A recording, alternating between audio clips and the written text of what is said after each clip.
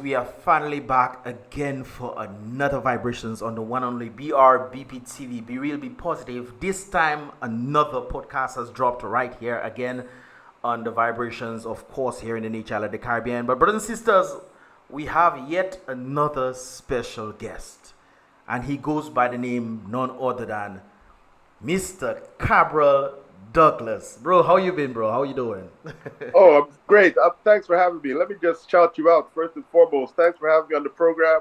I'm a big fan of your reaction videos. Very educational, very inspirational, and I'm sure that the people of Dominica feel the way I do about the information that you're spreading. Yeah. So it's a very crucial role that you play. So I just wanted to shout you out and let you know I appreciate your work. But I am honored to be a special guest on the podcast. I understand the podcast is a new initiative, quite separate from the reaction video vibe. So I appreciate the fact that you would consider me to actually grace you with my presence. So thank you. Well, we appreciate you definitely being a part of these here vibrations. Right now, we know that you're not in the Caribbean right now. You are all the way across the world in Australia, doing your thing, doing what you do best. First of all, how did you end up over there, man? How did you end up in Australia? Well, I grew up in Montreal, of course, came to Dominica in the 70s after my dad, the late Rosie Douglas, was deported because he was actually a student in Montreal. So I spent a lot of time with him there. Of course, everybody knows the story that he was arrested and incarcerated as a political prisoner. So my early memories was with him, going to visit him in jail. And in those days, I thought it was cool, because I used to be able to go back to school the next day and talk to the students about my experiences at jail and all of the adventures that take place. So he used to make up these stories about how they would try to take advantage of him, and he had to drop karate kicks and all type of stuff. So I was the most exciting kid at the school, telling the students about the adventures of jail in Canada. But anyway, after Hurricane David, I came to Dominica, of course. So we went through the whole independence, hurricane situation in Dominica. And then my siblings who grew up in St. Joseph came down. And then, of course, we followed Rosie's political career, came down for various political campaigns. You would have been part of that as a young man, I'm sure, because, of course, the Labour stronghold was in the Portsmouth constituency, and there was really no other Labourites other than the Portsmouth Labourites. But let me ask you a question. Having come from Portsmouth in that environment, how is it that you're not a Labourite as well? Because I find that to be an interesting question. That's a nice question to ask. I think you're pretty much the first person who has ever asked me that. How come I'm not a Labourite? Well, first of all, I am not what you call a partisan kind of person. I am more a person that focuses on the people, so to speak. The elevation of people pretty much brings the elevation of the economy. The economy elevation also brings so it goes hand in hand right there. So my political allegiance, so to speak, is not towards party. It's towards what I see and what I should be seeing. So my sentiment on the political atmosphere is pretty much being a classic liberal. We look at the plight of the people, the elevation of the people, and to see how best, if the government is serving the people, saying or doing the things that they actually say that they will be doing. And that's more of my allegiance. My parents were not Labourites, though. As a little boy, my parents were not Labourites. My father was one. If you remember my father, he was one, but he switched sides for some reason or the other. So what year would that have been when he switched sides? What era? Are we talking 80s, 90s, 2000s? When did he switch allegiance? Wow. I think maybe in the 90s, because I remember as a little boy, going up and down on the campaign trail for United Workers' Party. Wow. It was fun. It was great times, and just having the ability to, see the interaction up close and personal as a little boy, that was always a good thing. But when I grew up, my philosophy was pretty much, broadening, so to speak, and it's realizing it's not just party. So you said United Workers' Party. I'm surprised you didn't take it all the way back to the days of Charles Savary, where they used to contest Mike as a Freedomite. But I wasn't because born yet. that's where my political memories begin, with Charles Savre versus Mike Douglas in the Portsmouth constituency. And then in those days, the UWP didn't even exist until much later on. So which candidates did you actually campaign for in those days? And what was your position during the Freedom era? Well, I wasn't around for the Freedom era, so I guess I was, a thought in that era. So I wasn't around for that era right there. But I just remember the unison that was taking place at that time. I remember the amount of people that were campaigning, both red and blue. And, sometimes when they clashed together, it was like a big hoopla and all those things there. And who was saying certain things against certain things, and who was for this and who was for that. It was just fun just to see the atmosphere. But as a little boy, one of the things that stood with me was reality. I was always a person that was inclined with reality. Even sometimes my parents used to say certain things. I would be like, really? Is that really so? And then I'd question them on that until I get, I get it out of them. Sometimes parents try to keep things away from you, but I would pull it out of them. I guess that's, it was embedded in your me all the time. Your journalistic instincts were kicking in from a youngster. Yep. And so which candidates were you actually supporting in the Portsmouth constituency? Because I can't actually remember any popular UWP candidates. So if you could just enlighten me on that, I'd be interested to know that. Well, at that particular time, there was Pat Corbett that was running. Yes, okay. Pat Corbett was running, and my father was also one of those who was heavily involved in him trying to do certain things around the place and, trying to wake up the people. It seems like I understand the Dominican Labour Party, where it came from, and the understanding, the struggle and somebody fighting for, the people themselves. I think back in the day, if I really knew Rosie, I mean, I knew him. He used to come at our house from time to time. I remember he's sitting on the veranda talking to my father as well. But if I knew him and his philosophy and all these things, because I got to know about him going to Canada and, fighting revolution, all those kind of things there a bit later on. So I think I would have definitely sided with him at that particular time. But the way the trajectory of the Dominican Labour Party is going right now, I would definitely break away, because it's not on the basis of parties, what you're doing for the people. And it's very clear that what is taking place with the Dominican Labour Party right now is not in the advancement or the elevation of the people at all in any way, shape, or form. Well, I mean, I think what you saw in the 2000 election was an amalgamation of the Labour and the Freedom coming, because it's a coalition government. Yeah, coalition. So you had people like Charles Savre, you had people like Herbert Savroch. And the thing about it is that the Labour Party could not have won that election without the support of Eugenia Charles. Yeah. People tend to overlook that historically. If Eugenia Charles didn't hate the UWP with the passion in which she did, and actually joined forces with the Dominican Labour Party, who were arch enemies in the 80s, there's no way Labour comes to power. So you had an amalgamation of Freedom and Labour coming together in a compromise arrangement in order to keep the UWP out of office. That's what happened there. But why did she hate the United Workers' Party? Why was there such a hatred? Do you know? Well, I did some research on that because, of course, you might not be aware, but I recently completed a book about the late Rosie Douglas, which is called From Prisoner to Prime Minister.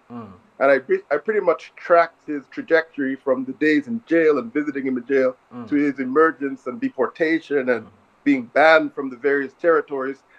It was actually something that was quite a miracle, really. He was the most unlikely person in modern history, in any country, to emerge as prime minister. He was especially from a small country. Yeah, I mean, when Rosie used to walk the streets, it was almost like he had leprosy. People were in the drawing room behind the blind saying, "Look, the communists there, look, the terrorists there." So, I heard that. This is, this is an extraordinary story. So I just wanted to chart the story for historical purposes. And in my research, I have quotations of Eugenia Charles that said that she felt that Edison James did not have any political understanding of the people, and she felt that he was the worst prime minister that Dominica has ever had. I actually found quotations of her saying this. But why? But the question is, why would she think this? I mean, he never got a chance to be prime minister in the first place. Why would he just automatically think, It kind of reminds me of present individuals today where they just make a claim, oh, who else should you put there? Well, give somebody else a chance so they can prove themselves. If they are not doing well, then take them out. So why would she just make a statement like that? Well, it would appear that there was a bitter split between the two because Edison James was in charge of the DBMC. So he was actually quite a prominent member or person within the freedom movement, right? And so whatever disagreement that they had, he decided to split with Eugenia and form his own party alongside others, which laid the basis for the UWP. Yeah. And they and the interesting thing about that is they won elections within 5 years. They became the government within 5 years of forming the party. Yeah. That's an extraordinary accomplishment in of itself, you know. And so he had 5 years to govern and call a snap election because, of course, there was allegations of him being corrupt. And they wanted to nip that in the bud. You had the passport case of Christopher's case, who's incidentally an Australian, who purchased the Dominican passport and was wanted by the officials in Canada, in Australia, but he had immunity because of his Dominican passport. Dominicans were denied entry into Canada because of the fact that other nationals had purchased Dominican passport. So this whole passport investment, citizen by investment scandals have been going on from back then, right? But that wasn't that under DLP though? Because I remember when that was under Edison James. Edison James called us that. I remember when we lost. Well, I didn't remember, but I remember doing some research on that, and I think that was around 2003. So when Canada decided to remove the visa-free access was under the DLP administration. Well, one of the campaign slogans was that the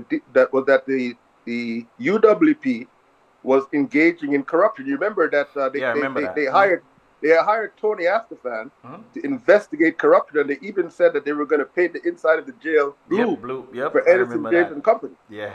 So really and truly, ironically, this Dominican Labour Party was elected on an anti-corruption platform, and yet they are the most corrupt administration in the history of the Caribbean. In the history of the that's crazy right there.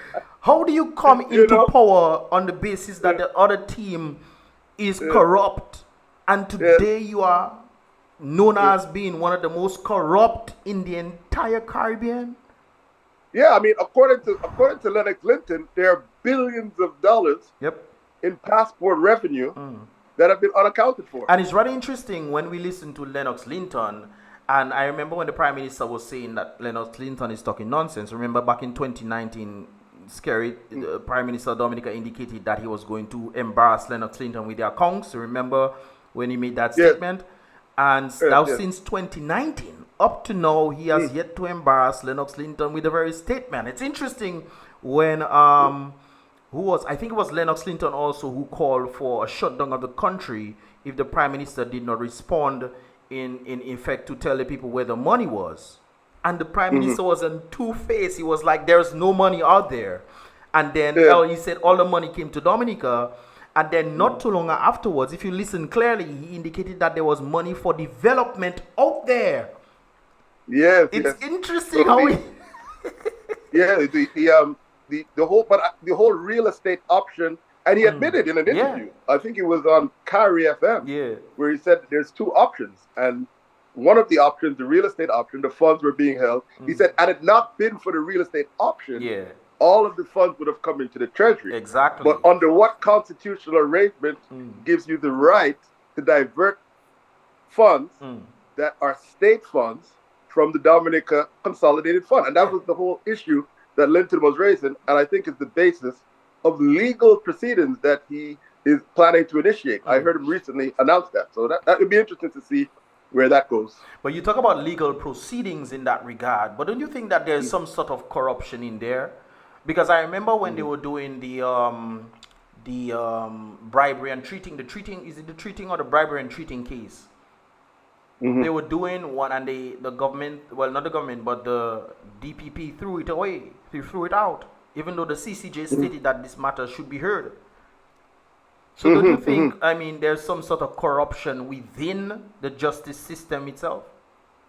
Well, I mean, we're definitely going to get to that. I mean, I actually, I've been involved in a similar case surrounding that question. And this is So, where it's all gonna tie in. That's the interesting yes, point right yes, there. it's a very interesting point because Dominica joined the CCJ in 2014, 2015. And the timing of the government's decision to join the CCJ is very critical because at the time, the CCJ was under numerous corruption allegations under the leadership of Sir Dennis Byron. Wait. That's not my opinion. Hold on. So the very CCJ, who is supposed to be one of those who upholding justice, was also under allegations of corruption in itself? Absolutely. That was back in 2014. And the then registrar of the court, Dr. Lighton Jackson, had resigned, and he advised the government of Jamaica, because he was a Jamaican national and he was a lecturer at the University of the West Indies. He advised the government of Jamaica not to join the CCJ and came out with a full list of corruption allegations in terms of undermining the course of justice, undermining the independence of the court, constructive dismissals of senior management. All of these allegations were on the table at the time that Dr. Lighton Jackson had advised the Jamaican government not to join the court. So the question, before you continue, the question here is, was these allegations addressed? Well, the allegations, it was a number of specific individuals that had taken legal action against Byron and the CCJ for their dismissal.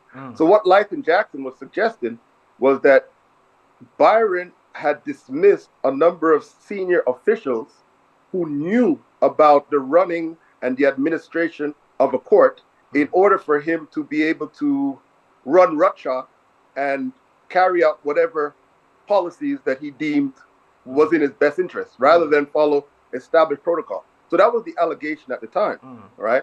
But Dominica, quite contrary to the other countries in the Caribbean, because if we go back to the CCJ, the whole purpose of the CCJ, well, it has two purposes. The first purpose is to interpret the revised Treaty of Chaguaramas, right? That's the treaty establishing the single market and economy, CARICOM in other words, right? Yeah. So every single government who's a member of CARICOM is a member of the court if they have a dispute over the treaty, like Shanik Mari, for example, free movement of persons, for example. Yeah. Those larger treaty issues have the jurisdiction of the CCJ. But the other critical function was to replace the London-based Judicial Committee of the Privy Council in all of these former British territories, like Dominica, Jamaica, St. Vincent and the Grenadines, Trinidad and Tobago, etc. But that has been a colossal failure because only 4 governments out of 15 has actually taken that step, Dominica being one of the 4. Yeah. So it raises the question as, the court physically sits in Trinidad. All of the staff are from Trinidad, yet Trinidad has not embraced the jurisdiction of the court. Jamaica has not embraced the jurisdiction of the court. Antigua and Barbuda has not embraced the jurisdiction of the court. St. Kitts and Nevis hasn't embraced the jurisdiction of the court. St. Lucia has not embraced the jurisdiction of the court. But why do you think that is? Is it because of the allegations? Well, my personal opinion on that is that the Judicial Committee of the Privy Council, based in London, is an established institution for hundreds of years that is functioning based on the rule of law and principles of jurisprudence, right? And there's no political interference, and you're pretty much guaranteed to get a fair trial because the judges don't know the politicians. The judges are not concerned about the local political machinations. They're simply concerned with the facts and the law, and they apply the law impartially, irregardless of who the parties are. And that is a safeguard to ensure that Caribbean territories maintain a certain level of justice that is insulated from political interference. And that's the reason why I think these territories have not been successful in their attempts to embrace a court that is in the region, that is run by individuals who have a political agenda. But Dominica joined the court because Roosevelt Skerritt at the time had an 18-3 supermajority. So he didn't necessarily, so you need a 2/3 majority, supermajority, if you will, in order to change the Constitution, to make the necessary constitutional amendments to discard the Privy Council and embrace the jurisdiction of the court. SKERRIT had that, so he was able to do that quite easily without much consultation. Whereas in other territories like Grenada and Antigua and so forth, the Constitution requires a referendum. So referendums were held in Grenada, referendums were held in Antigua, referendums were held in St. Vincent and the Grenadines, and in all instances, the people have overwhelmingly rejected any attempt to remove the Privy Council and embrace the jurisdiction of the Caribbean Court of Justice. So in that sense, the court has been a colossal failure because it hasn't been able to achieve its objective. But even with the thought where the Prime Minister Dominica joined the CCJ, it seems like it turned against his favor. Against his favor? His favor, yeah, because remember certain things that were happening. The CCJ ruled that elections should not be run a certain way, and made a number of statements for which, when the OAS came, they said there are a number of taints. Even the CCJ indicated the same sentiment, and you would think, okay, because he joined it, somehow they will be on his side, but apparently they were not on his side in that regard. So was that a bad move on his part? Well, my argument with the CCJ has always been that it's not the CCJ itself as an institution that is the problem. It's the individuals that have corrupted the CCJ. And that is the point that they wanted to stop me from talking about. That's why they brought the case against me personally. Can you tell us a little bit about what is going on? This case is not anything new. This case goes way back to Dominica's inauguration of the CCJ, which took place at the Dominica State House on the 7th of March 2015. So the case is Monsignor Eustace Thomas, who gave the opening prayer at that event, set the stage for what was to transpire perfectly when he quoted Deuteronomy chapter 1, verse the eyes of the wise and twist the words of the innocent. Follow justice and justice alone. Unquote. So those are the words of the Monsignor Eustace Thomas to begin the proceedings. And then at that stage, Dr. Francis Alexis, he incidentally was not only there to be the keynote speaker, but he was also launching his book, which he had written, called Changing Caribbean Constitutions, 2nd edition. And at the very end of the ceremony, he's handing out copies of his book. He handed a copy to Prime Minister SKERRIT. He handed a copy to Charles Sabre, president at the time. He said on live television, it's not what I said, it's not what I interpreted. This is exactly what he said. The video is available on YouTube. He said that this book was nowhere to be seen. And had it not been for you, sir, to make much needed funds available for the printing of this book and its printing would not be possible. I am forever indebted to you, sir, for convincing the government of Canada, the Ministry of Foreign Affairs, for making the funds available for the printing of this book. That is what was said, and I personally took issue with that. And so people might be wondering, so Sir Dennis Byron made funds available for Dr. Alexis to print his book. What's the big deal? How did that end up in a court case? Why is that something that we should be concerned about? This is very, very, very concerning, and I'll explain why. Sir Dennis Byron, at the time of making the funds available to Dr. Francis Alexis, was the president of the CCJ. And Dr. Francis Alexis was subsequently appointed to the body which is responsible for regulating Sir Dennis Byron and the CCJ. That is the Regional and Judicial Legal Services Commission. So, in other words, Dr. Francis Alexis received a financial inducement that no other commissioner received prior to his appointment. And he even admitted on live television that he's indebted to the individual. He's not indebted or committed to the rule of law. He didn't say he was indebted or committed to human rights. He didn't say he was indebted or committed to the pursuit of justice, as Eustace Francis said should be the cornerstone idea that we're pursuing. He's indebted to this man, this individual, who he's responsible for regulating. So that sounds like doesn't that sound something like bribery of sorts? Doesn't that sound like absolutely that and that was the point I was making. What that does is that undermines the independence and the credibility and the transparency of the CCJ. And therefore, it's something that is of a public nature, because these are public institutions, these are public officials, and these are the same individuals going from CARICOM state to CARICOM state, asking people to discard the London-based Privy Council, where no such shenanigans have ever been, they've never been accused of any such shenanigans, to embrace their jurisdiction, to embrace a court that they're presiding over with no level of independence.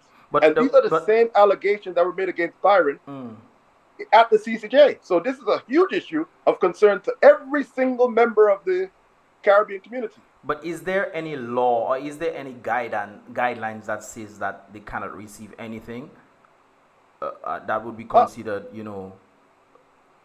causing somebody to align with somebody when it comes down to a certain circumstance? Well, yes. I mean, when judges are appointed, they're appointed based on a code of conduct that ensures their independence. And there's certain actions that they cannot take. For example, they can't be campaigning during elections. They cannot be speaking publicly on radio politically. They cannot be aligning themselves with certain interest groups, because if you're doing that, how are you able to then adjudicate fairly? Yeah, hold on. Before that, you touch on a particular point that I noticed in Dominica, because I've seen the Mr. Speaker of the House on political platform. Doesn't that code of conduct apply to him as well? Because I've seen him 100%. So why? Interesting. There's something that is brewing in my mind, but I'm gonna let you continue. Yeah. Yeah. So the whole, in order for the public to have confidence that when they appear before the court is acting impartiality and not taking sides and basing their determinations on evidence and fact and law, there's a code of conduct that is entrenched within the judiciary. And if anybody should be aware of that code of conduct and giving life to that code of conduct, it should be the president of the highest court in the region, the CCJ. Yeah. Especially at a time where there is a lack of confidence in the court, to the extent that only 4 of 15 member states have accepted its jurisdiction. So what I was commenting on is not a private matter between myself and Dennis Byron. It's a public matter that needed to be ventilated publicly, which is what I've done. And so they brought a case against me for defamation of character. They said I've defamed their character by speaking about issues that concern the entire region. Now, before you continue in that regard, defamation of character, I mean, it seems like Mr. Alexis, I think that's his name. Yes. Yeah, he won the case, though, on the basis of that same sentiment. But yes. The reason why I'm saying is because it seems like there seems to be a juggling affair when it comes down to the justice system. Because if you're talking about defamation of character and somebody saying something that is on record, shouldn't the justice system prove that what you are saying is in fact true? Well, I haven't said anything that Dr. Francis himself hasn't said. Exactly. Or written. As a matter of fact, in chapter 3 of his book, he writes that the funds made available to me were from Sir Dennis Byron. And there's actually a receipt that was an invoice addressed to the Caribbean Court of Justice. So how are you being appointed as a commissioner to oversee Byron's court, and you're sending the invoice for your personal initiative to the Caribbean Court of Justice for them to pay? I mean, that's on the record. That's not me saying that, you know. So why? So the question here is, why would he win the case if that is the case? Well, what happened was when we talk about defamation of character or we talk about libel, it's important that we understand exactly what we're talking about. A defamation of character must begin with a false statement, right? So you, for example, Mystelics, broadcaster, journalist, analyzing different political scenarios. You are somebody who discusses public issues all the time. Yeah. You discuss individuals working in the political system all the time. So are you allowed to speak about, say, the Prime Minister of Dominica or any public official in an unflattering manner? Of course. Of course. Yeah. As long as what you're saying about them is factual. Yep. Right? So the defense to any defamation suit is truth, fact, right? Have you taken the time to investigate and to substantiate and to corroborate your... Yeah.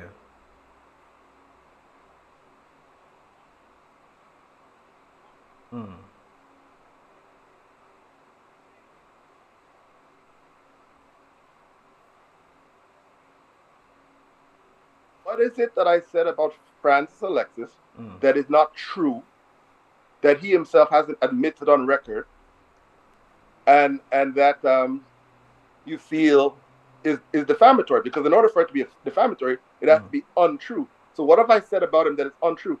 This matter has been in the court since 2017, and to this day, Dr. Francis Alexis and his lawyers have never, ever come to me and said what I said, which is untrue. They haven't identified a false statement. Well, based on what I read in this article from Nature Island News, it has been indicated some the claimant's feelings, the defendant's conduct, and his motive for making a defamatory statement. But the question I have to ask is, why then you literally said what he said? Well, you made the claim that you said what he said, but they're talking about defamatory statement and then talking about the feelings. So in other words, they're pretty much saying that he made a statement, you made the statement that he stated, and now because you stated what he stated, his feelings is hurt as a result of that. So that's why there's a libel lawsuit. Yeah, so if you're dealing with fact and you're dealing with law of defamation, feeling is not a consideration at all. It's either the statement is true and substantiated, or it's false. So you cannot even get to the stage where you start to assess how the individual was damaged monetarily until you establish that what was said about him was in fact false. Yeah. So as a result of that, what I did was I filed a defense in the matter, pretty much stating, to summarize, that everything that I've stated about Dr. Francis Alexis is true, and here's the evidence that it's true. Here's what he said. Here's what he wrote in his book. Here's the receipt, the invoice that he received the funds from the CCJ. So this is a true statement. So until somebody can come to me and tell me this is a false statement, there's no cause of action to even consider. Right? So, but they're actually suing you for I think $300 and something thousand. Yes. So this is the you understand how confusing this is right now? Yeah, it's laughable. It's laughable because a judge in Grenada has awarded Dr. Francis Alexis $315,000 without ever seeing any evidence of defamation. So the reason, so I'm happy you said that. The reason why I said that there's something brewing in my mind is simply because you pretty much just prove what I was thinking. It seems like the court system can manipulate what they want and then pass judgment, even though the evidence is there. The reason being, I've heard of a number of cases in that regard where the evidence was presented. Yes. Irregardless of evidence being presented, sometimes even where there are weaknesses and there are witnesses that were to come forward, they rejected the witnesses. The witnesses that came forward, they listened to them, but they rejected what they were saying. So how then is there justice within the justice system when it sounds like there's serious corruption taking place? This is exactly the reason why, when you asked the question earlier about why these countries have not embraced the jurisdiction of the CCJ, that's the answer right there. Because of that, we need to know that at some stage, you might corrupt the system at the first instance court, you might corrupt the system at the appeal stage, but you have no control over the Privy Council. So you have to continue to appeal because that judgment makes absolutely no sense. there's no cause of action. You never had a case management conference. You never saw any evidence of defamation. You never heard any witnesses come to the court to give evidence of defamation. And yet you ruled that the man has been defamed without evidence. And you've ruled that the man has been defamed to the tune of $350,000. Yeah. How could you possibly come to that determination without evidence? You never had a trial. Normally in a court case, after you filed your defense, there'll be a case management conference so the court could set a timetable for a trial where the accuser, don't forget the burden is always on the accuser to present evidence that his claim is bona fide and legitimate. So the question here is, in this case, so the question here is what evidence, because they passed a judgment, so there must have been something that was presented that caused the judge to do this, because I'm still trying to give the benefit of the doubt to the judge. So there must have been something that has been presented based on what you saw. What was being presented to the judge from the claimant side? There has never been a stage in these proceedings where evidence was presented to the court of defamation. So never took place. So how then is there a conclusion? Well, the court ruled based on a statement of claim, an accusation. So there's an accusation that I have defamed Dr. Francis Alexis. But there was never been any evidence to show that this statement is false, and here's why it was false. Here are witnesses who can attest to the fact it was false. Here are documents that contradict what Mr. Douglas is saying. That's what you call the evidence stage of the trial. You could have documentary evidence, or you could have witnesses as evidence. There's not been one witness in this case, and there has not been one document filed by the accuser to contradict what I have said. So that's why this is a ridiculous, laughable decision. But I mean, you understand my dilemma right now. I'm trying to figure out why did the judge... But do you understand my dilemma right now? I understand your dilemma, definitely. And the thing is, I'm not just thinking about your dilemma. I'm thinking generally speaking across the court system. Because if this can happen to this court, it can happen to other courts. I remember certain courts in the United States where they were sending certain people to jail for whatever reason. The judge decided, okay, I want to send you 15 years, while somebody else doing the same crime, they got no time at all within the same jurisdiction. So it seems like there's some sort of unlevel playing field, that the justice system is injustice in itself. Well, in the Caribbean, what I find is that people believe that if you reach a certain level of prestige, like you have a PhD, you're a former law lecturer, you are a former attorney general, then you are beyond prosecution. You're beyond question. Nobody can question you, you know? And that's what I believe happened here. Because Dr. Francis Alexis is a former attorney general of Grenada, and because he's a former lecturer at the University of the West Indies of law, he doesn't believe anything that he says or does should be held accountable. So Dennis Byron is an eminent scholar and jurist who's been so around the world, and they don't believe that you could ask any questions about his conduct, right? Whereas in other jurisdictions, we see that this is simply not the case. President Trump, for example, ex-president was being charged in the United States. We see officials in various countries being charged for criminal activity after leaving office. So this is something that we have to understand in some of these smaller countries, that just because Dr. Francis Alexis is a scholar doesn't necessarily mean that he's beyond question, he's beyond reproach. No. And I simply raised the issue of what he said himself.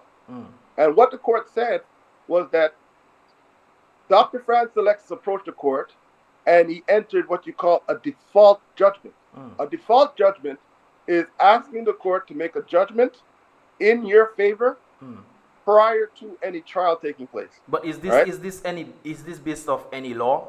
Can the judge decide I can just do this? There's a civil procedure rule that allows you to approach the court to make a judgment in your favor prior to a trial taking place if no defense has been entered by the other side. Right? So if you file a statement of claim and the other side does not file a defense after a period of time, then you could ask the court to make a judgment because no defense has been filed. But in this particular case, a defense has been filed and stamped and before the court, and the court refused to consider it.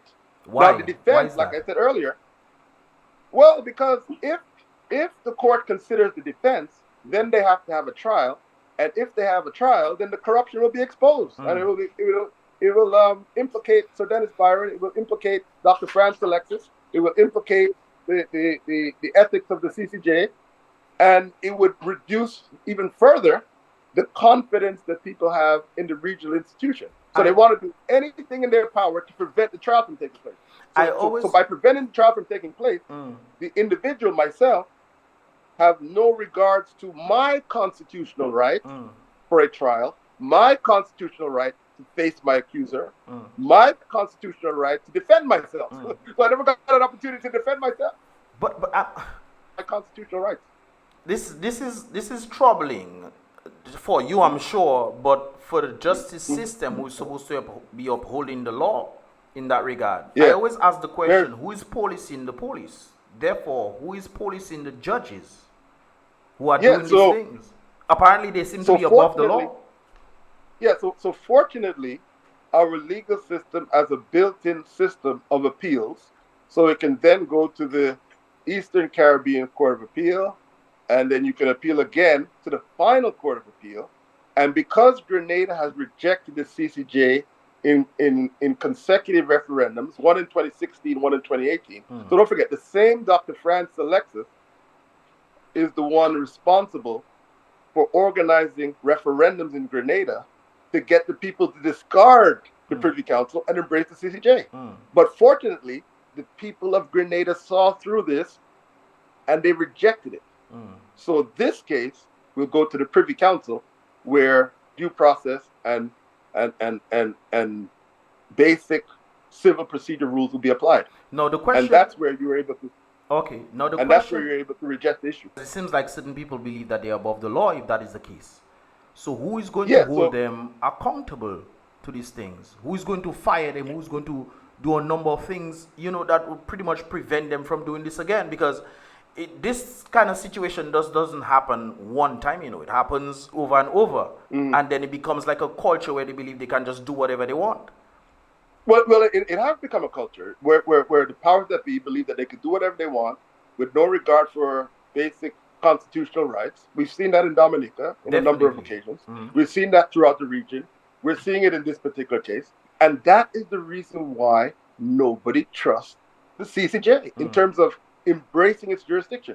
And that is the reason why it has been a failure, because nobody really trusts them all that much. The individuals have proven themselves not to want to be held accountable. It's like a neo-colonialism. It's like a new wave of oppression, a new wave of almost even slavery, but this time they want to be the slave master. Yeah. It's not that they're against slavery, it's against they're against European slavery.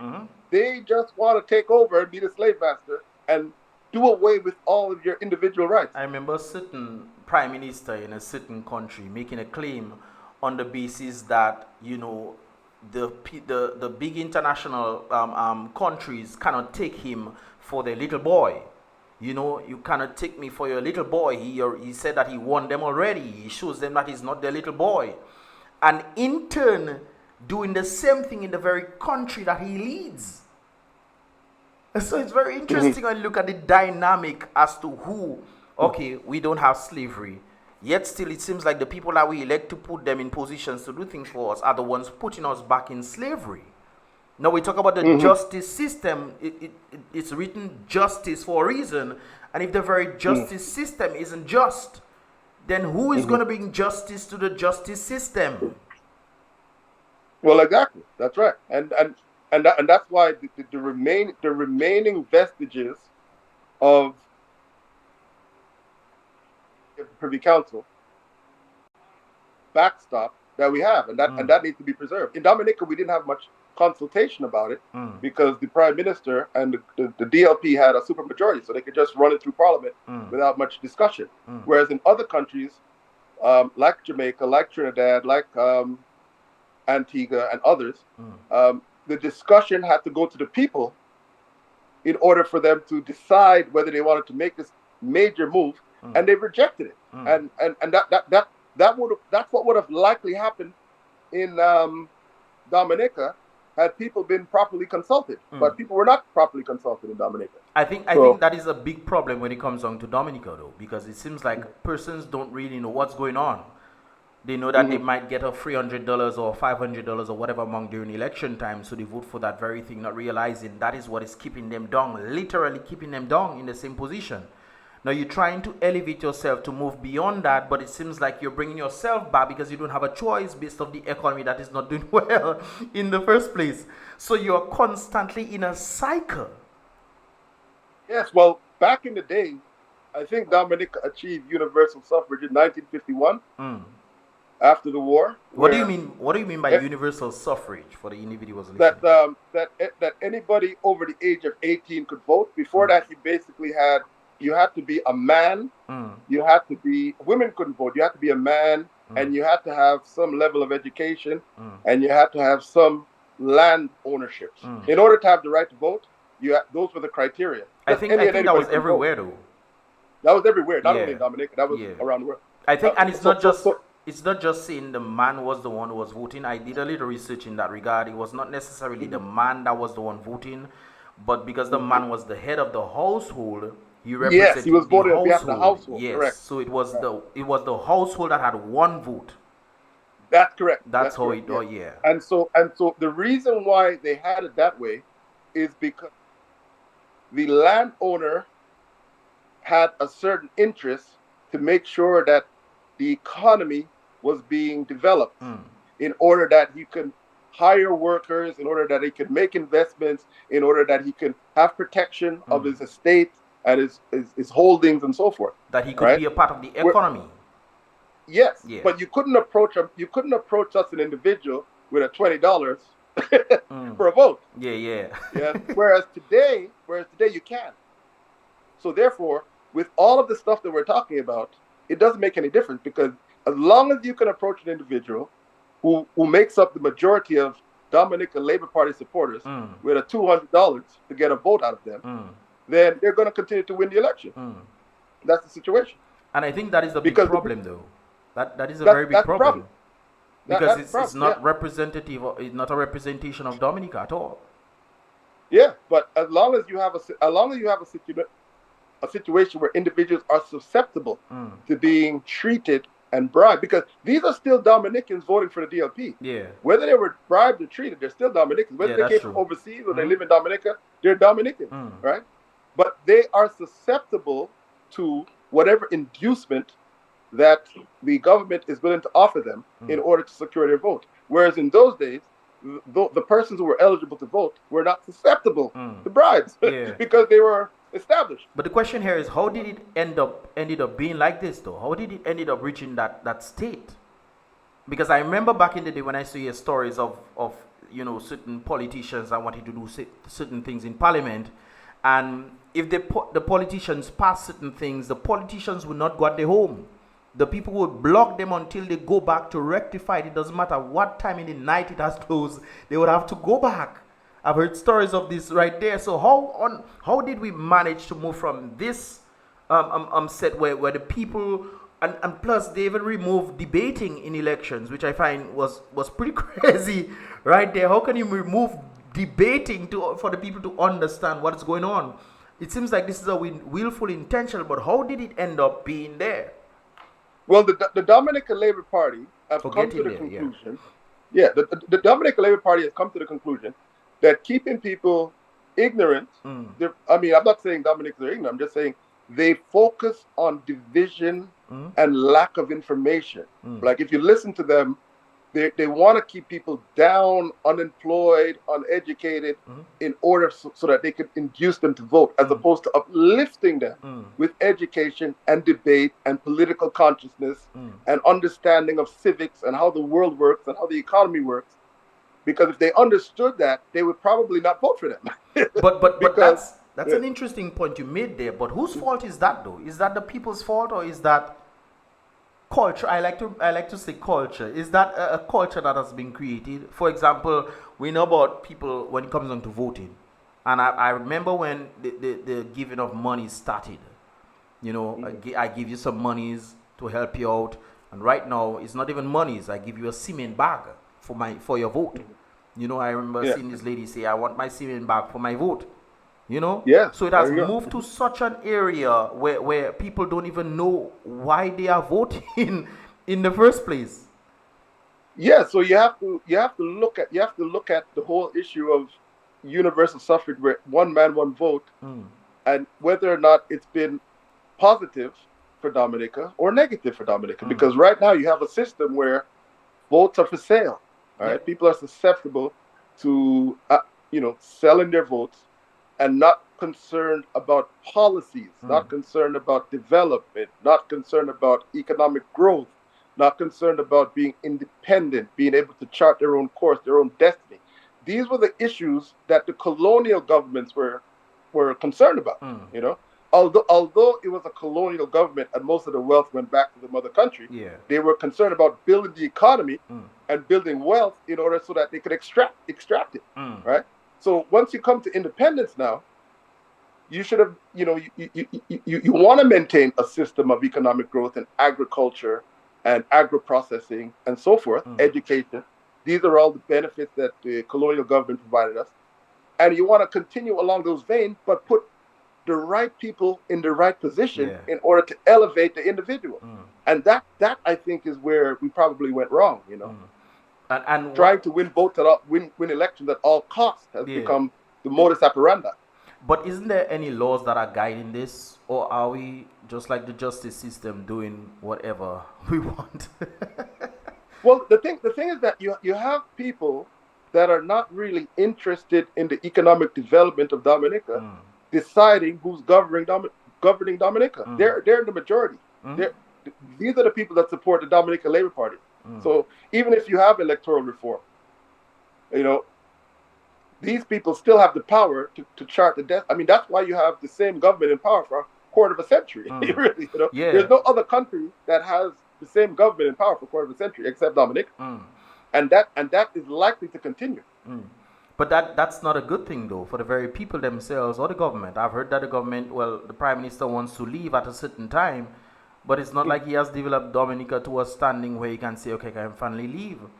Here, it seems like the economy has gone down to the rubble, and he's like, okay, based off, what he has done for himself, or alleged to be doing for himself, let's just say that, he's decided, okay, I've made my way, it's time for me to go.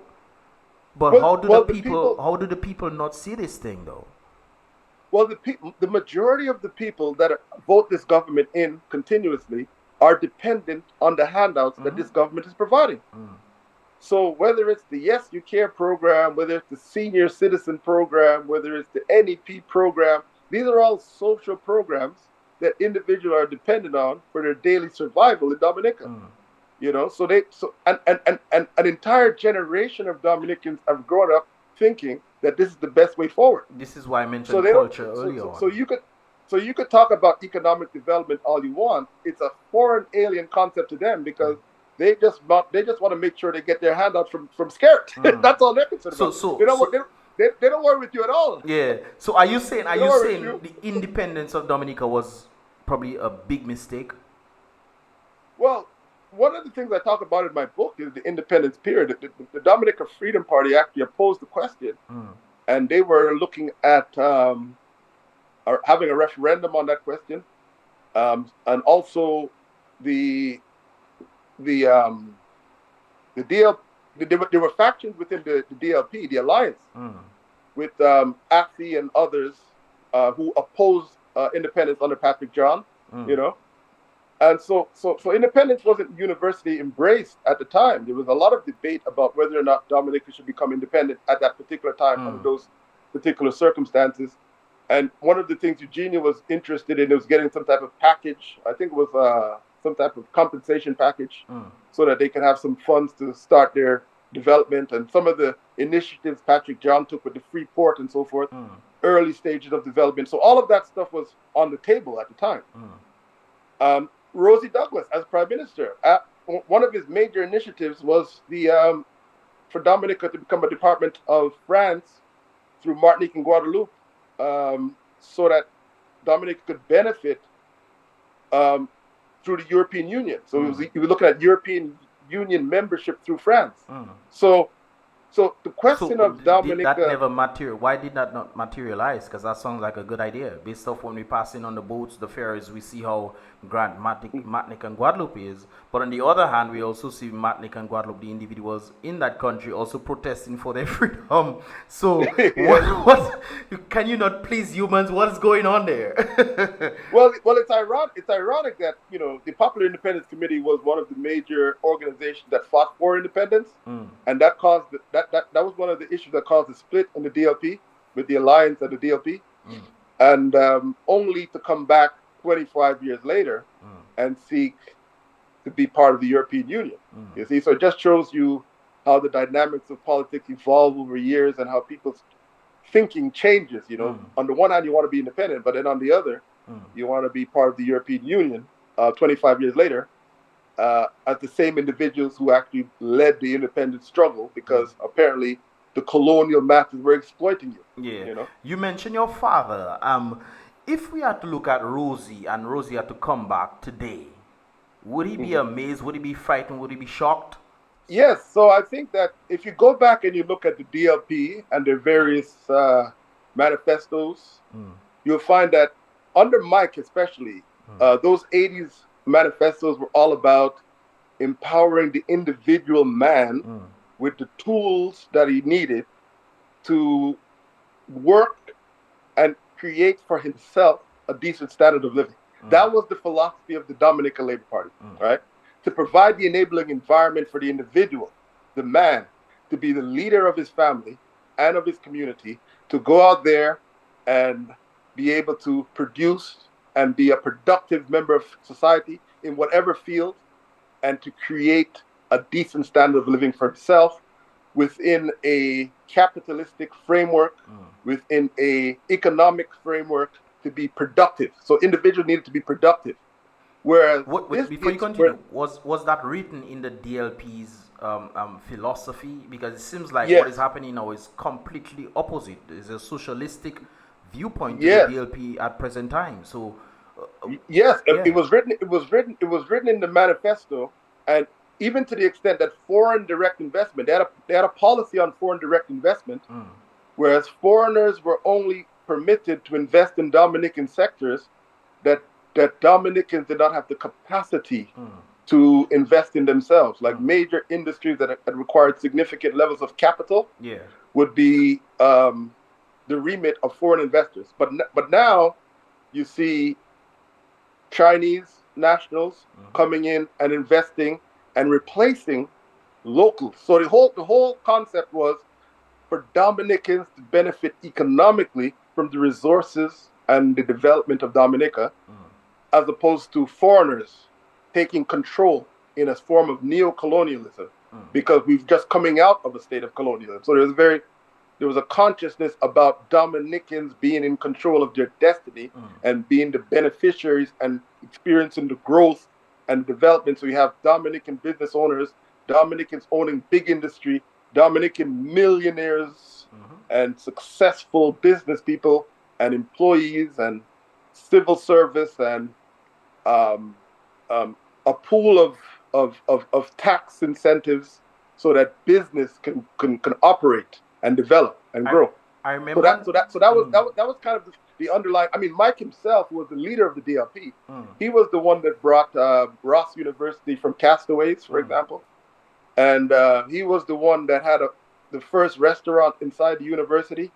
He bought land and he developed land and he had accommodations for Ross students. He was the first person to pioneer that.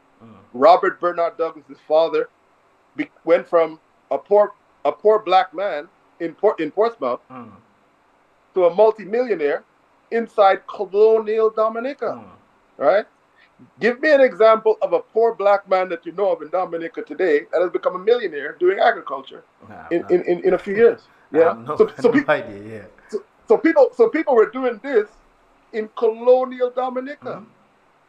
He was employing hundreds of people in colonial Dominica. Do you think that is one of the reasons why Portsmouth has a big respect for the Douglas family or for DLP, because they were part of DLP? Do you think that is the reason why? Well, RBD was not a laborite. RBD was not a laborite. He campaigned against Rosie. As a matter of fact, he had these brightly colored leaflets that said, beware of wolves in sheep clothing, referring to his own son.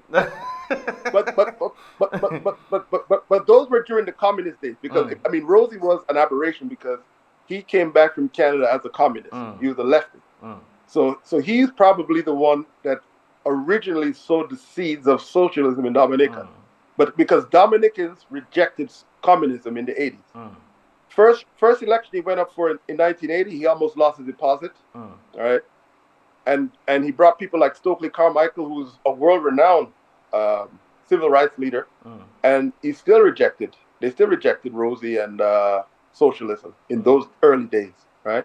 It's only when Rosie. Before you continue, you mentioned earlier on that in the DLP's manifesto is about empowering people to utilize their skill sets so that they become leaders of their household, especially men, and helping people to push their abilities forward so they can be good productive citizens in society. Then you mentioned Rosie Douglas was the one who introduced socialism into Dominica. So how did that coincide where Rosie was part of DLP and that was pretty much sounding to be against the DLP manifesto? Well, even the DLP rejected Rosie. Rosie was rejected by Freedom, by DLP, by the Alliance. Rosie was an outcast in the 70s and 80s. He was a complete outcast. The reason why Rosie was able to work his way over time at the forefront of the DLP was because, in 1985, actually, the DLP had two symbols. They had the hat, and I think they had the shoe as well. So the Dominican Labour Party there were two Labour parties then? Well, there was one Labour Party, but they had two symbols, right? So Henry Babs Dyer decided that the DLP was gonna run their candidate. I think it was in the Paybush constituency, and they were gonna give Rosie the other symbol of the party, which was the hat, I believe. So that means he was gonna run his own party then. He was running as an independent under the hat symbol. Okay, but so just under the Labour Party, just under the hat one. Right. Okay. Right. So Labour Party had Mike in the Portsmouth constituency and Rosie in the Paybush constituency.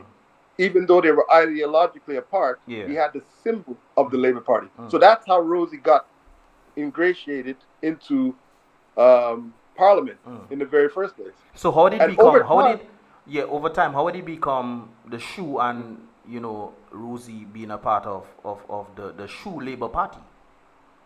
Well, after the 85 election, which he beat Jenna Armour in the Paybush constituency by a slim margin, Eugenia Charles then, through the Boundaries Commission, changed the boundaries, and they brought part of her support base in Calabishi into the Paybush constituency. So that caused Rosie then to lose in 1990 by some 30 votes. So what happened is Mike passes away in 92. The leader of the party passed away. Right? As the opposition leader. So because of the outpouring of sympathy from Mike, because Mike was the standard bearer of the Dominican Labour Party. And Mike pushed capitalism. Yes, Mike pushed capitalism, compassionate, responsible, you're looking out for the poor, but individual men have to produce. That was his brand of capitalism. You have to work. So he, similar to his father. So he passed away in 92, and by this time, the world is changing now, right?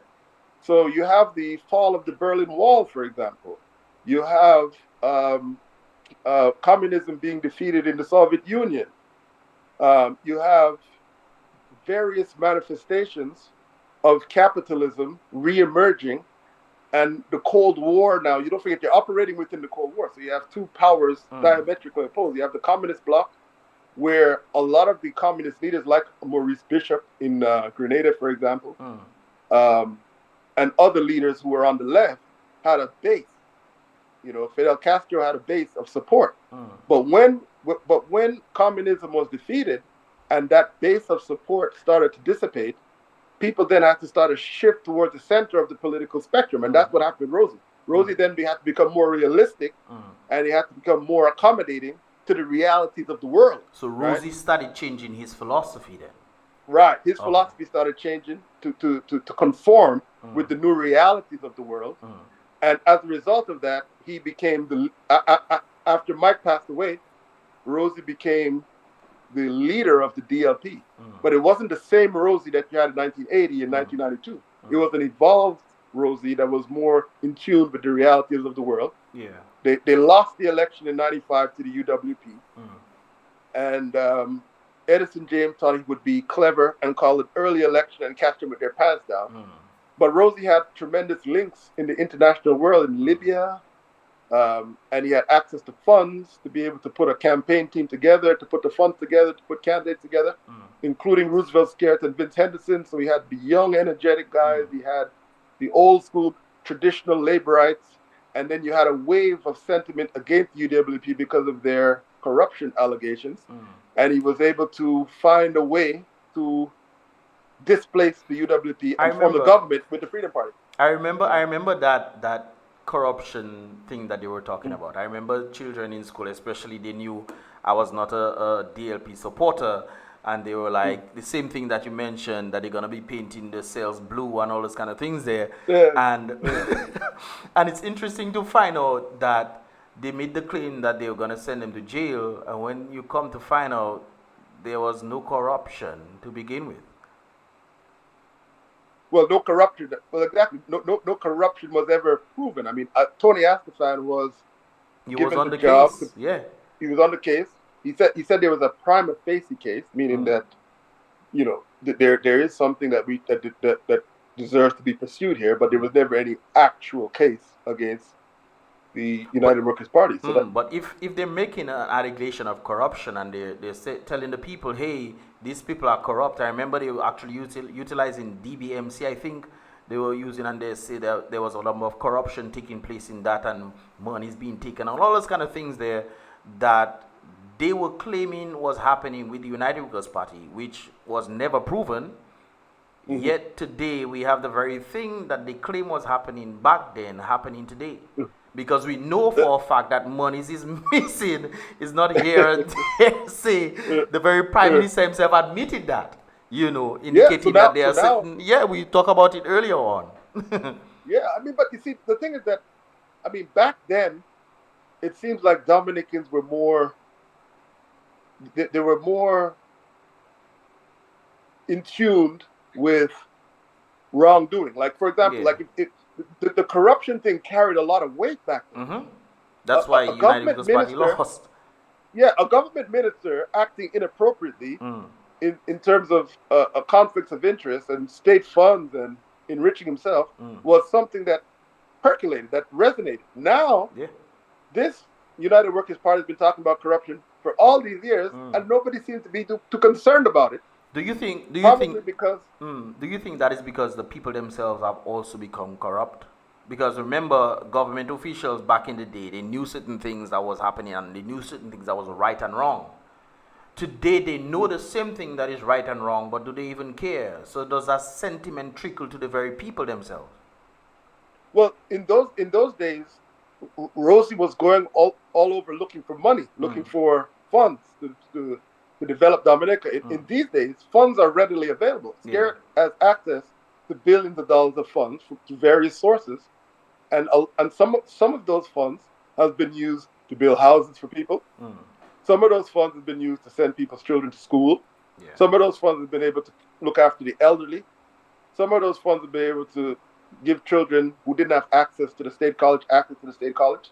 So there's a lot of people benefiting from the funds that are circulating, that SKERRIT has access to, whereas in those days there were no such availability of funds. But you mentioned benefiting. Wouldn't the benefiting of people be beneficial to the country? Because to benefit from what your country has done for you, for example, sending you to school, but instead of you coming back to the country to, pass on the new knowledge that you've learned so you can develop the country, you are staying overseas to develop another country. For example, I haven't heard that right now Donald Trump, if he becomes president, he wants to automatically pass on green cards to students who graduate from school. that means that's another set of brain drain that will be taking place. So benefiting individually, I understand, but if I'm sending you, I'm a prime minister, and I'm sending you to school to go study. I'm not sending you for you to enrich another country or make the other country better to come back. Yeah. So when you mean benefiting, how do you quantify that? Well, the thing is that Qualify, I should say qualify that. How do you qualify that? the focus of most socialist governments, if you look at Cuba and other socialist governments, is on social programs. If you look at Maduro and Hugo Chavez and Fidel Castro, the focus is on free education, free food, social programs, taking care of the elderly, right? As opposed to creating the economic environment for individuals to succeed, right? So the government has lost track of creating the economic environment conducive for individuals to invest in themselves and create economic opportunity for themselves, and said they're going to look after individuals in a manner in which individuals used to look after themselves. In those days, you didn't need the government to build you a house. If you were a young man. You can go to the bank, get a loan, create a business, and build a house for yourself. That was your responsibility. That was the responsibility of the man to build a house for the family. Now the responsibility is for SKERRIT to build a house for the man and the woman. And the woman. So the man doesn't really have the same respect that he used to have from the woman and children, because there's another man taking care of his responsibility. That's very correct. SKERRIT. That's very correct. That seems psychologically, to have a laissez-faire mentality, though. Yeah, you've created a lack of incentive, a lack of drive, a lack of determination in the individual by supplying him with an endless stream of free resources, which he doesn't necessarily have to work for. Because when you build your own house and take care of your own family through your own sweat and through your own initiative, a great sense of satisfaction, pride and motivation and self-esteem comes with that. So an individual man who has that level of confidence and self-esteem, and somebody's coming to him offering him $200 to their vote, he's gonna laugh at that. He doesn't have any tolerance for that. Who are you bringing this for me? Yeah, I mean, I'm a man. I take care of my responsibilities.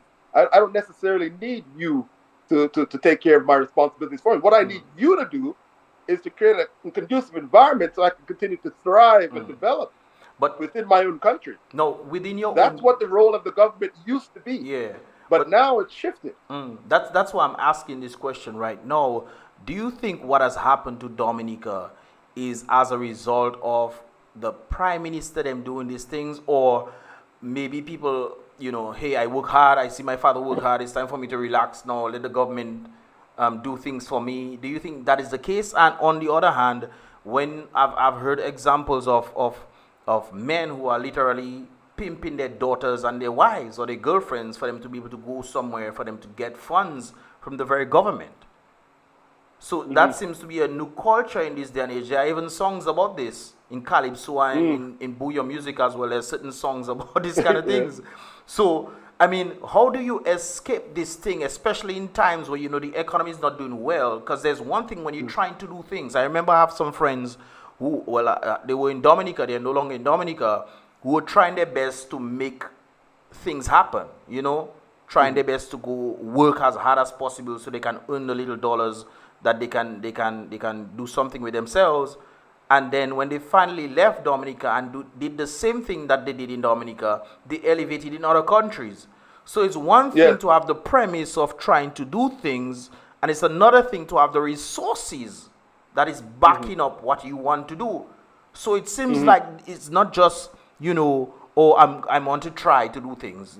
So one thing I learned in economy, you have a certain amount of money that is circulating. And if 1% of the population has 99% of the income, then that means only 1% gets to spread amongst the 99. And it seems that is what is happening in Dominica right now. This is why you ask yourself, why aren't there factories that are built? Why aren't there a number of things? There were a number of factories back in the day, I see Coca-Cola truck passing up and down. There was a Coca-Cola factory in Dominica. So, I mean, Yeah, Dominica was thriving economically Yeah. in the Eugenia days, for sure. There was a number of factories. There was agriculture was booming. Service industry was booming. Agro-processing was starting to come along. Yeah. You know, tourism was something that was on the rise. I mean, anytime I hear Dominicans talking about the glory days, the good old days, it was back in, you know, even pre-independence, independence, going into the 70s and 80s, that era there was quite a number of economic stimulation going on in the country that, you know, is foreign to most of these young people today. They've never seen that before. They don't believe it is possible. So they can't relate to it. So when Skerrit says they're offering you biscuits, you know, they're taking bread from you. They want to take bread from your table and offer you. They can't even offer you biscuits. That's what he's talking about. Yeah. You know. But it's very interesting. Also, I would like to know. Well, based off your experience of being back then, you kind of grew up in Dominica. You know, I know you got your education overseas, but you grew up in Dominica, seeing these kind of things, the factories all over, which means money was circulating. So if money was circulating in the place, why are we in the present state that we are in today? Is it a mismanagement of funds, or what happened? The emphasis has shifted. This government, the priority of the government has been on social programs. Yeah. Right? So instead of having individuals do for themselves, the government has decided that they were going to provide all of your basic necessities so that you're indebted and you're beholden to them. So you're not really moving. You're not really able to elevate yourself because of the fact that you're depending on them so much. And the moment you stop depending on them and you're able to fend for yourself, people are not ready to face that new reality. So they just do what is comfortable. They're not ready to change that, because the change is going into something that's unknown, uncomfortable, right? So people would rather maintain what they know than to change to something that is unknown, right? So it's the unknown that is the big fear factor in Dominica to change this government. But I think you are definitely spot on in this, but it's not just the unknown, but the present state. If you know that you're getting a house and you're getting a job in NEP, and then you think in yourself, boy, things are hard, employment is low, this is pretty much what I have for now. Why then would you work against that, knowing that this is not how things should be? Why then would you work against that? Because it's one thing to have, you know, when you have monies and you can have you have a level of independence to yourself, where you trying to do things, you know, and trying to elevate your standing. But if you cannot elevate your own standing because of what the economy has produced, then what would be the point of leaving that? That has a sense of comfort zone to it. That's right. Everybody's it's to keep the people dependent on the government, right? So you're not able to really think straight, you know. You know, you don't want to bite the hand that feeds you. In other words, you know. So, but you're not biting the hand that feeds you, but you're also getting fed from the hand that is keeping you down, or beating you. That's right. But you're in such a psychological state that you don't realize that you're being kept down. So Dominicans who support the DLP don't believe that they're being kept down. They don't believe that's the case. They don't believe that the government is keeping them down. Interesting. I never met a Dominican that believed that the government of Dominica is keeping them down. They believe that the government is taking care of their needs. And it all comes down to expectation. Every individual has expectations of what they want out of life. You might just want a house from Skerrit. That's enough to keep you happy. Yeah. You know, you might want a job cutting grass at the side of the road. That's enough to keep you happy. Some people might want $1,000 a month from the NAP. That's enough to keep them happy. To save $200. Right? As long as you can get enough of those people on board in the various constituencies, you get to run the country indefinitely. So what about so what would be your advice for individuals who are trying their best to make it within Dominica? Are you telling them to abandon Dominica? No, I mean I've been fortunate enough to travel a lot, you know. I went to school in the UK. I traveled to Australia, where I'm currently residing. I obviously spent time growing up in Canada. You know, so I think going to another country and looking at the culture and making comparisons and contrasting the way things work can help you to put into perspective what development looks like, what what you should be aspiring towards in terms of various industries, various ways of going about development and so forth. Because it's still a young country, Dominica. It's only been independent since 1978. No, I don't think that's an excuse, because we actually had things working for us back in the day. So it's not saying, we are a young country. We had stuff working for us. Right, but the further we move away to the foundations of what was working, the more it becomes a distant memory of the past. And the more the current situation becomes the reality, because you have an entire generation of people who have no recollection of what the things it is that we're talking about. Yeah. So there's an entire generation that has no idea about what Dominica used to be like. There's a reason why the French and the English and the Spanish all wanted a piece of Dominica, because it was a country that was abundant of water, abundant of good soil, abundant of potential, was the leading producer of lime at one point, and was a tremendous potential, especially now in an environment where everybody's talking about going green and going clean, and we have all of this beautiful nature and, productive soil, and this is what the world is looking towards. You have prices over water, we have abundance of water, so we really have everything that everybody wants. But we have it. We just have to make. But we're not utilizing it. Yeah, we have it, and so. Well, I would have to say we were utilizing it, but we're no longer utilizing it. we have to come to the realization that we have what everybody wants in Dominica. So the moment we start to utilize it for our own development and prosperity, and there's nothing wrong with aspiring to be prosperous. You can aspire to be prosperous, and that is a good thing. It's not greedy. It's not. Not being compassionate. When somebody does well, we have to be happy for that person. And I agree. But do you think people can be prosperous in Dominica, though? With the state that Dominica is in right now, do you think people can be prosperous in Dominica? Well, people like Ross University came to Dominica and built themselves into a multi-billion-dollar corporation from the ground up in Dominica. So it has happened before. Yeah, but that was foreign exchange coming in, though. Dominica Dominica seems to be circulating the dollars within itself. Yeah, I think it's an indictment. The biggest indictment on this current government is that Ross University, who built so much infrastructure in Dominica, paid so much in taxes to taxes and also Dominic and also other utilities, picked up everything and left. It's not that they stopped teaching students how to be doctors. They're still doing that. Yeah. They relocated to a neighboring island in the region because they couldn't continue in Dominica. So that tells you that this government has to go. The very reason why they left, I mean, the CEO literally stated that they finally found a competent government. She said that. They finally found a competent government in whom they can work with. Yeah. And it's interesting that Ross GDP, contributing factor to the GDP of Dominica, was about 30 to 40%. The contributing factor to Barbados is 1 to 2%. Yeah. So I mean, one of the policies of Rosie Douglas administration was to bring in 3 or 4 institutions like Ross in various parts of the country. So they had a MOU with University of New Orleans, for example, that they were in discussions about that. They had another one with York University in Toronto. They were in discussions about that.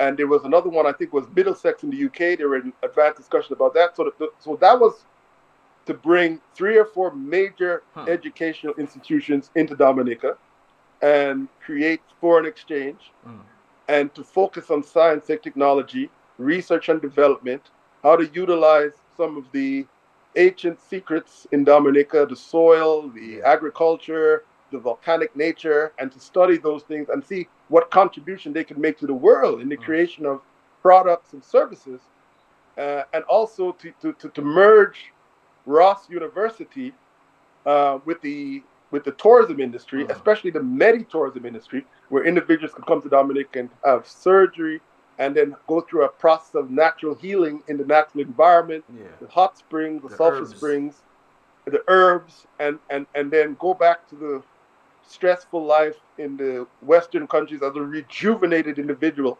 So So all that was part of the vision for Dominica. I don't know where that vision got lost, but that was the vision for Dominica under the DLP when it came into power in 2000. I think most likely that vision died with Rosie Douglas though, because he didn't have much time being the prime minister of the country. You know, he passed away, and then you think that sentiment will pass on, but it seems like different leaders bring about different philosophies to the group that they're leading, not necessarily reflecting on the party, which I think is not a good thing. It can be a good thing. You bring in new ideas, but based on the philosophies of the party, you should try to, you know, adhere to certain things. But it seems like DLP has shifted massively from what it used to be to what it is today. So that sentiment died with Rosie. Yeah. Like the one example we have of an institution that started from nothing and developed into a multi-billion-dollar corporation, which has left. I mean and since then we've been trying to bring in a replacement. I don't know how successful that has been, but there's been discussion about a new medical school replacing Ross. I don't know where we are with that. Yeah, there's one at present. It's called Axon. Yeah. American Canadian School of Medicine. Well, hopefully that can, you know, continue to grow and develop. Now there's discussion about bringing in the MARINA facility. That's something that's been in DLP manifestos going back to the 80s as well. That was part of the vision, I think, as well. So at least I think the MARINA. So the fact that there was groundbreaking on that, I think it's necessary for Dominica, but I don't think it's going to benefit the people. How is the MARINA going to benefit the people? Maybe I'm ignorant to that fact, but how is the MARINA going to benefit the people? Yeah, a few people might get jobs here and there, but I mean, nobody's going to become a millionaire from that or elevating that to a standing where they can actually develop themselves. So what would be the benefit of the MARINA to the people? It'll be beneficial for individuals coming in, but what will be beneficial to the people? Well, the whole area where the MARINA has got to be developed, where you have services and businesses that can support an influx of tourists coming in on the yachts. They're gonna need to have their yacht service, so you have engineers and repairs on the yachts. You're gonna need to have people doing day trips, so hopefully you could have, you know, day tours and taken to the various attractions in Dominica. The construction of the MARINA, hopefully that could be sourced locally. Hopefully, where local contractors, local truckers, local providers of service can get contracts to construct the MARINA. But do you think that's going to happen though? I mean, that's something that you want to happen. I mean, we have an international airport being built. How many Dominicans are part of this? We have no idea.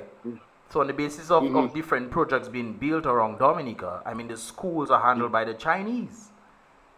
Yeah. So, so I mean, the fact of the matter is, before you answer that, another point here, you made a statement on individuals fixing the yachts and this kind of things. It's not just fixing a fishing boat, you know. This is a yacht we're talking about. Where people are going to be traveling distances.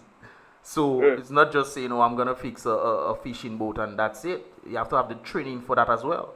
Who is going to be doing the training? And if you're sending me overseas to do the training, and I'm seeing other places where I can make much more money, why then would I come back to the country in the first place? Well, the individuals that intend to benefit from the investment have to get together and prepare themselves as to what training that they're going to need, what business ideas they're going to have, how they're going to get the financing to start those businesses. I don't know if the government is still putting money at the aid bank for individuals with business ideas. But this is where the enterprise and the drive and the creativity of Dominicans, because in order to build any country, it's not up to the government. The people of the country are the ones that have to have the creativity and the initiative to do the things that are necessary to build the country. The government is just there to provide the policies and create the environment so that they can take advantage of opportunity.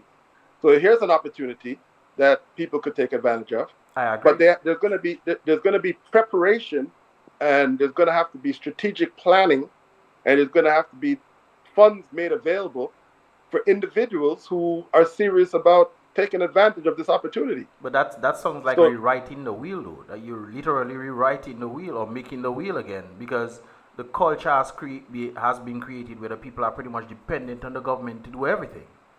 So wanting that kind of outcry or outpush from the people would require people who want to free think for themselves and not depend on the government. So that self is another dilemma right there. Yeah, it's another dilemma right there, and that's part of the reason why having the same government in power for 25 years, pushing this socialist, collectivist dependency, has really been the worst thing that has ever happened to Dominicans, because Dominicans were never in this mindset. It's a mind frame. So the biggest change that has to happen in Dominica is in the mind of the average Dominican, not the government. This is why I believe that individuals should leave, just like you did. Yeah. I mean, it has to happen in the mind. If it doesn't happen in the mind of the average Dominican, then the next prime minister of Dominica will be Dimitri, running his father's program. Could be, and next thing we might have to call him King Dimitri. But we are almost running out of time right now. So can I just get like 2 minutes? What are your thoughts on what has happened? Any last words in that regard?